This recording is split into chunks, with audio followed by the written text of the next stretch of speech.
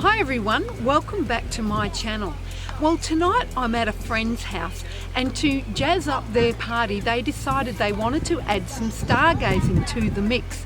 So I'm here with my telescopes. We're out on the back lawn, got the kids here as well, and we're going to do a bit of stargazing.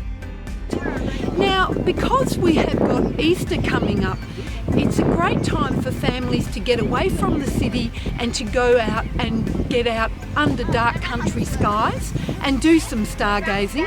So I really hope that you get to do that. So it makes you think, how do we get the date for Easter? Well, actually, it doesn't have anything to do with churches, governments. It's actually got a lot to do with astronomy. So this is how it works. Easter Sunday is the Sunday that falls after the full moon following the autumn equinox.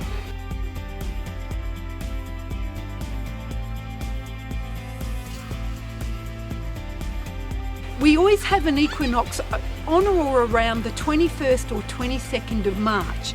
So this year, for 2023, the full moon after the autumn equinox falls on the 6th of April, and the following Sunday is the 9th of April, and that is our Easter Sunday. So I really hope you get to go out, do some stargazing during the Easter holidays, and I hope you get heaps and heaps of yummy Easter eggs. So what is an equinox?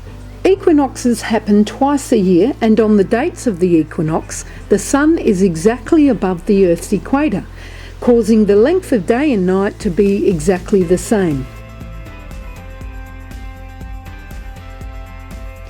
The autumnal equinox marks the transition from summer to autumn in the southern hemisphere. This year, the autumnal equinox will occur on the 21st of March. I'm going to get back with the team and we're going to have a look at some awesome astronomy objects.